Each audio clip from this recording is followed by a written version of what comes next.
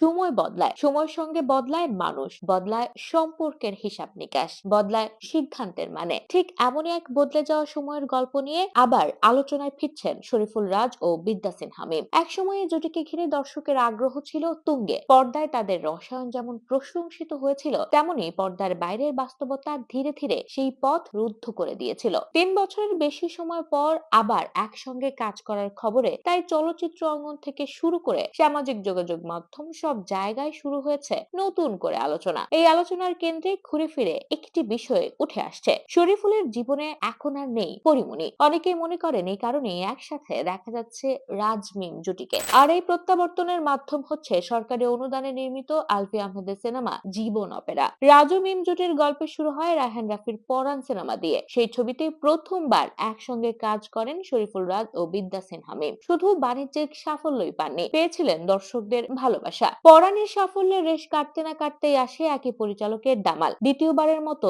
জুটি বেঁধে তারা আবারও প্রমাণ করেন কেন নির্মাতারা এই জুটিকে নিয়ে আগ্রহী হয়ে উঠেছেন। তখন অনেকেই ভেবেছিলেন রাজমিম জুটি হয়তো নিয়মিত বড় পর্দায় দেখা যাবে, কিন্তু বাস্তবতা সিনেমার চিত্রনাট্যের মতো সহজ ছিল না। পরাণ মুক্তির পর পর্দার বাইরেও রাজ ও মিমের বন্ধুত্ব নিয়ে শুরু হয় গুঞ্জন। দামাল সিনেমার সময় এই গুঞ্জনের পালে আরো হাওয়া লাগে। এই সময়ে রাজের ব্যক্তিগত জীবন সামনে আসে আলোচনার কেন্দ্রে। তার তৎকালীন স্ত্রী চিত্রনায়িকা পরিমণি প্রকাশ্যে অভিযোগ করেন রাজ ও মিমের ঘনিষ্ঠতা তাদের সংসারে অশান্তির কারণ হয়ে দাঁড়াচ্ছে। এই পরিস্থিতিতে বিদ্যা সিনহা মিম এক ধরনের নীরব সিদ্ধান্ত নেন। তিনি রাজের সঙ্গে আর সিনেমা না করার সিদ্ধান্ত নেন। দুইটি সফল সিনেমার পর সেখানেই থেমে যায় আলোচিত এই জুটির পথ চলা। 2021 সালের অক্টোবরে প্রেম করে বিয়ে করা শরীফুল রাজ ও পরিমণির সম্পর্ক শেষ পর্যন্ত টেকেনি। দীর্ঘ টানাপোড়েনের পর 2023 সালের শেষ দিকে কার্যকর হয় তাদের বিচ্ছেদ। এই বিচ্ছেদের পর থেকেই বদলাতে থাকে পরিস্থিতি, আর সেই বদলে যাওয়া বাস্তবতাই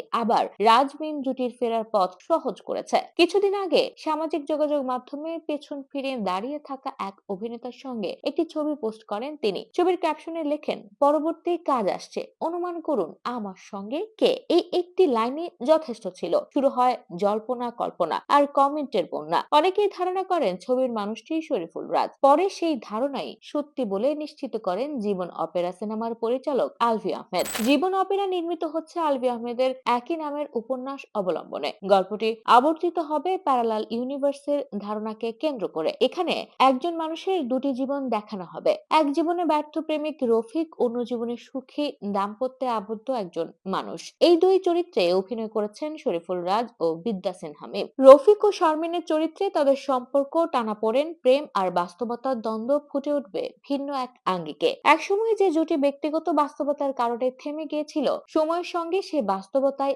বদলে গেছে। আর সেই বদলে যাওয়া সময়ের হাত ধরে আবার পর্দায় ফিরছে রাজ মিম জুটি।